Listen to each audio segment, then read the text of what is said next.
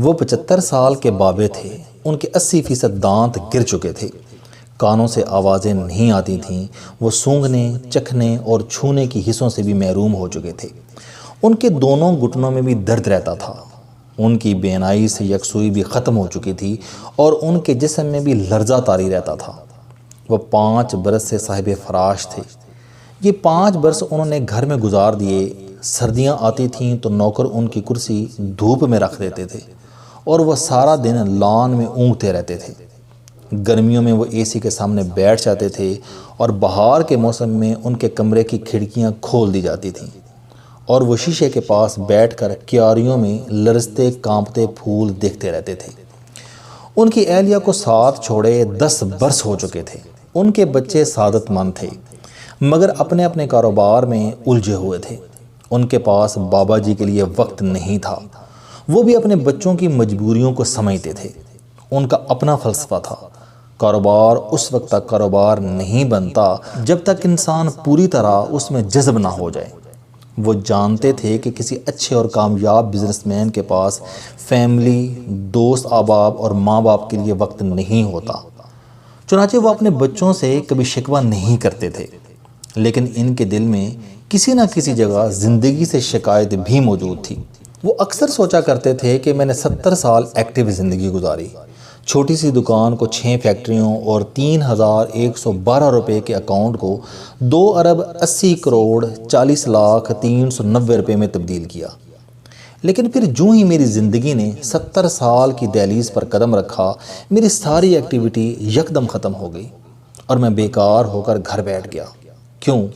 وہ اکثر سوچا کرتے تھے کہ اگر قدرت کو میری ضرورت نہیں تو پھر میں زندہ کیوں ہوں؟ میں مر کیوں نہیں جاتا؟ انہیں ان سوالوں کا کوئی جواب نہیں ملتا تھا۔ لیکن پھر پچھلے دسمبر کی دھوپ آئی، وہ لان میں بیٹھے، عصر کے وقت انہوں نے آسمان کی طرف دیکھا اور اپنے اللہ سے پوچھا، یا پروردگار میں کیوں زندہ ہوں؟ اور یہ وہ وقت تھا جب اللہ کا جواب گمان بھر کر ان کے دل میں اتر گیا۔ انہوں نے خوشی سے ہاتھ کھینچے، اللہ اکبر کا نعرہ لگایا اور سہارے کے بغیر اپنے قدموں پر کھڑے ہو گئے۔ وہ دن ان کی نئی زندگی کا پہلا دن ثابت ہوا۔ وہ اگلی صبح اٹھے، شیو بنائی، سوٹ پہنا، خوشبو لگائی اور ڈرائیور کے ساتھ دفتر پہنچ گئے۔ انہیں دفتر میں دیکھ کر تمام لوگ حیران رہ گئے۔ انہوں نے دفتر میں ایک چھوٹا سا کیبن لیا، اس میں بیٹھے اور اپنے ذاتی اکاؤنٹ کی تفصیلات طلب کر لیں۔ ان کے اکاؤنٹ میں 22 کروڑ روپے تھے۔ انہوں نے کمپنی کے انجینئرز کو بلوایا، ٹھیکیداروں اور نقشہ نویسوں کو طلب کیا اور شہر کے مضافات میں ایک چھوٹی سی فیکٹری لگانے کا حکم دے دیا۔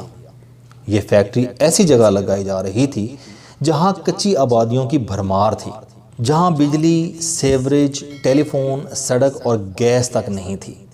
بابا جی کا یہ فیصلہ بم بن کر گرا اور کمپنی کے عہدیداروں سمیت ان کے تمام بچوں کو پریشان کر گیا۔ ان لوگوں کا خیال تھا کہ بابا جی سٹھا گئے ہیں۔ یہ بات زیادہ غلط نہیں تھی، کیونکہ پوری دنیا میں فیکٹریاں لگانے کے لیے چند پکے اصول ہیں۔ دنیا کا ہر صنعت کار ایسی جگہ فیکٹری لگاتا ہے جہاں سڑک ہو، جہاں بجلی، گیس، ٹیلی فون اور سیوریج لائنیں ہوں اور جہاں کے لوگ مہذب ہوں۔ پاکستان جیسے ممالک میں صنعت کار کچی آبادیوں کے قریب سرمایہ کاری نہیں کرتے۔ کچی آبادیوں میں سیکیورٹی، لا اینڈ آرڈر اور سہولیات کا فقدان ہوتا ہے، اور یہ تینوں چیزیں سرمایہ کاری کی دشمن ہیں۔ بابا جی نے خود بھی زندگی بھر ان اصولوں کا خیال رکھا تھا۔ وہ کبھی گیلی زمین پر پاؤں نہیں رکھتے تھے اور یہ عمر بھر محفوظ جگہوں پر سرمایہ کاری کرتے رہے۔ چنانچہ ایک ایسا شخص جسے لوگ زیرک اور چالاک سمجھتے ہوں، وہ اگر اچانک اپنے اصولوں کے خلاف ورزی شروع کر دے اور 22 کروڑ روپے کی خطی رقم بیوقوفی کے تنور میں ڈال دے تو لوگ یقیناً ان کی ذہنی حالت کے بارے میں مشکوک ہو جائیں گے۔ لہٰذا لوگ بابا جی کی ذہنی حالت کے بارے میں بھی خدشات کا شکار ہو گئے۔ میں بابا جی اور ان کے بیٹے کا مشترکہ دوست تھا۔ بابا جی میری بہت عزت کرتے تھے۔ ان کا بیٹا میرے پاس آیا، اس نے مجھے ساری کہانی سنائی اور مجھے بابا جی کو سمجھانے کی ذمہ داری سونپ دی۔ میں اگلے دن بابا جی کے پاس حاضر ہو گیا۔ بابا جی نے بڑے صبر سے میری سارے اعتراضات سنے اور آخر میں ایک بلند و بانگ کہہ لگایا۔ میں بابا جی کی ذہنی حالت کے بارے میں مکمل طور پر مشکوک ہو گیا۔ بابا جی دیر تک ہنستے رہے اور آخر میں سنجیدہ ہو کر بولے، میں فیکٹری لگانا چاہتا ہوں، تم لوگوں کو اس میں کیا تکلیف ہے؟ میں نے عرض کیا 2 تکلیفیں ہیں۔ وہ بولے کیا؟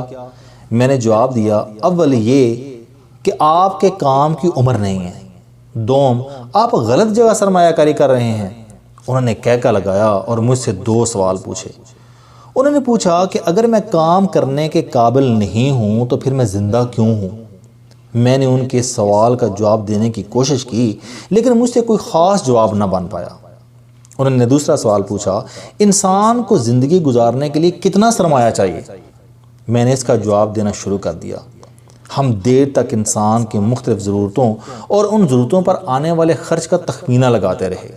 ہم نے 1 گھنٹے میں تخمینہ لگایا کہ پاکستان جیسے ملک میں مڈل اور اپر مڈل کلاس کا ایک شخص ذاتی زندگی پر اوسطاً 70 سے 80 لاکھ روپے خرچ کرتا ہے۔ بابا جی مسکرائے اور انہوں نے پوچھا، اس کا مطلب ہے کہ اگر اللہ تعالیٰ کسی انسان کو 80 لاکھ روپے سے زیادہ رقم دیتا ہے تو یہ سرمایہ زائد ہے؟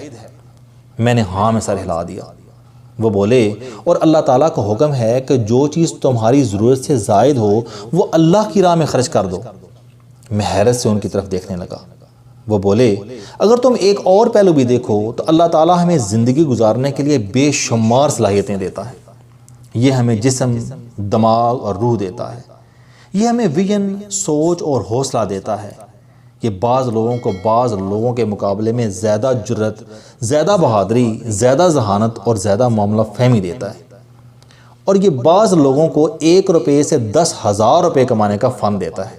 یہ سارے ہنر، یہ ساری صلاحیتیں بھی بعض اوقات ہماری ضرورت سے زائد ہوتی ہیں۔ میں خاموشی سے سنتا رہا۔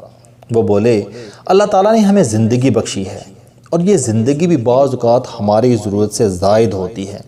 مثلاً تم مجھے دیکھو، میں نے اپنے سارے کام 60 سے 70 برس کے درمیان پورے کر لیے اور اس کے بعد کی زندگی مجھے زائد سی محسوس ہوتی تھی۔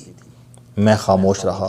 وہ بولے، میں تمہیں اب بتاتا ہوں کہ انسان کا زائد سرمایہ، زائد صلاحیتیں اور زائد زندگی اللہ اور اس کے بندوں کی امانت ہوتی ہیں، اور ہم اگر یہ زائد زندگی، یہ زائد صلاحیتیں اور یہ زائد سرمایہ اللہ کی راہ میں خرچ نہیں کرتے تو ہم اللہ کے گناہگار ہو جاتے ہیں۔ میں خاموشی سے سنتا رہا۔ وہ بولے، مجھے اچانک ایک دن معلوم ہوا کہ میرے پاس بھی زائد زندگی، زائد صلاحیتیں اور زائد سرمایہ ہے، چنانچہ مجھے مرنے سے پہلے یہ ساری امانتیں اللہ کے بندوں کو سونپ دینی چاہیے۔ مجھے یہاں ان کے فلسفے میں تھوڑا سا جھول محسوس ہوا، چنانچہ میں نے فوراً ریئیکٹ کیا۔ میں نے عرض کیا، لیکن اللہ کی امانت لوٹانے کے لیے فیکٹری لگانا تو ضروری نہیں۔ انہوں نے کہکا لگایا اور بولے، مجھے یقین تھا کہ تم مجھ سے یہ ضرور پوچھو گے۔ بیوقوف بچے، اللہ نے مجھے فیکٹریاں لگانے اور کاروبار کرنے کی صلاحیت دے رکھی ہے۔ میں اسی کام کا ماہر ہوں۔ میں اللہ کے بندوں کو صرف اسی صلاحیت میں پارٹنر کر سکتا ہوں۔ میں اپنی آخری فیکٹری شہر کے سب سے محروم علاقے میں اس لیے لگا رہا ہوں کہ اس فیکٹری سے علاقے کے بے روزگاروں کو روزگار بھی ملے گا اور انہیں سڑک، بجلی، گیس اور پانی بھی۔ میں ایسا فارمولہ بنا رہا ہوں جس سے میری فیکٹری کا آدھا منافع کارکنوں اور ان کے اہل خانہ کی فلاح و بہبود پر خرچ ہو اور باقی اس علاقے کے لوگوں کے معیار زندگی پر لگے۔ یہ فیکٹری علاقے میں سکول، کالج اور ہسپتال بھی بنائے گی اور یہ لوگوں کو ہنر بھی سکھائے گی۔ اس سے اس علاقے کا معیار زندگی بلند ہو جائے گا۔ وہ خاموش ہو گئے۔ میں خاموشی سے ان کی طرف دیکھتا رہا۔ وہ ذرا دیر رک کر بولے، ہمیں فلاح کے صرف وہ کام کرنے چاہیے جس کی اللہ تعالیٰ نے ہمیں صلاحیت دے رکھی ہے۔ ماہر تعلیم کو تعلیم، کھلاڑی کو کھیل، صنعت کار کو صنعت، ڈاکٹر کو طب، دکاندار کو دکان اور قلم کار کو قلم کا صدقہ دینا چاہیے۔ ہم سب لوگوں کو اللہ تعالیٰ کی دی صلاحیتوں، زندگی اور سرمایہ کا صدقہ دینا چاہیے۔ دکاندار کو آخری دکان صدقہ سمجھ کر بنانی چاہیے اور استاد کو ریٹائرمنٹ کے بعد کچی آبادی کے بچوں کے لیے صدقہ سکول بنانا چاہیے، اور اگر ہم ایسا نہیں کرتے تو ہم اللہ تعالیٰ کے مجرم ہیں۔ وہ خاموش ہو گئے۔ میں نے ان کا ہاتھ چوما اور باہر آ گیا۔ وہ سچے تھے اور ہم سب بیوقوف اور بے عقل۔ السلام علیکم دوستو، علم دوستی چینل بنانے کا مقصد موٹیویشنل اور زندگی بدل دینے والی کہانیاں آپ تک پہنچانا ہے۔ مجھے خوشی ہے کہ آپ احباب کو یہ ویڈیوز بہت پسند آ رہی ہیں۔